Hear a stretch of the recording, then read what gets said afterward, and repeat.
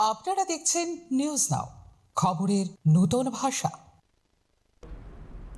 মাত্র 14 বছর বয়সী লেখক, পডকাস্টার, বই সমালোচক এবং বক্তা হিসেবে আন্তর্জাতিক পরিসরে নিজের পরিচিতি গড়ে তুলেছেন ঐন্দ্রিলা চক্রবর্তী। সম্প্রতি বিশ্ববিখ্যাত লেখক জন স্টেইনব্যাকের বিখ্যাত উপন্যাস অফ মাইক অ্যান্ড ম্যানের বই পর্যালোচনা প্রকাশ করে আবারও আলোচনায় এসেছেন তিনি। ইতিমধ্যেই দুটি বই প্রকাশ, আন্তর্জাতিক সাহিত্য উৎসবে অংশগ্রহণ এবং একাধিক সম্মাননায় ভূষিত হয়ে নতুন প্রজন্মের কাছে অনুপ্রেরণার নাম হয়ে উঠেছেন এই কিশোরী। মাত্র 11 বছর বয়সে নিজের প্রথম novel the adventures of the legendary queen প্রকাশ করেন ঐন্দ্রিলা চক্রবর্তী। এরপর 13 বছর বয়সে প্রকাশিত হয় তার দ্বিতীয় উপন্যাস শ্যাডোজ অফ রোজালিয়া।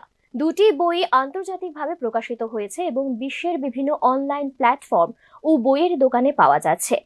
বর্তমানে তিনি তার তৃতীয় বই, একটি ছোট গল্প সংকলনের কাজ করছেন। পাশাপাশি নিজের পডকাস্ট চ্যানেলে নিয়মিত বই পর্যালোচনা ও ডকুমেন্টারি ধাঁচের অনুষ্ঠান উপস্থাপনা করে বই প্রেমীদের মধ্যে জনপ্রিয়তা অর্জন করেছেন।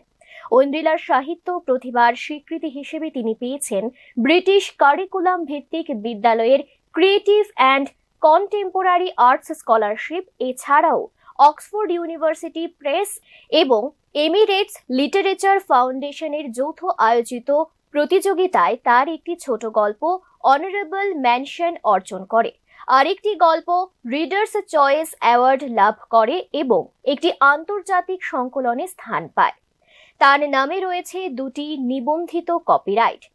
তিনি জায়েদ সেন্ট্রাল লাইব্রেরিতে একটি বুক ক্লাব পরিচালনা করেছেন। এছাড়া 2026 সালের এমিরেটস এয়ারলাইন ফেস্টিভ্যাল অফ লিটারেচারে তরুণ লেখকদের একটি বিশেষ আলোচনায় সঞ্চালকের দায়িত্ব পালন করেন এবং সেখানে নিজের বই পাঠকদের সামনে তুলে ধরে স্বাক্ষরও প্রদান করেন।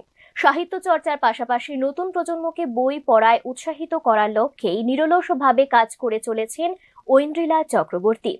তার এই সাফল্য শুধু ভারতীয় উপমহাদেশ নয়, আন্তর্জাতিক অঙ্গনেও এক গর্বের অধ্যায় হয়ে উঠেছে। Bureau report, news.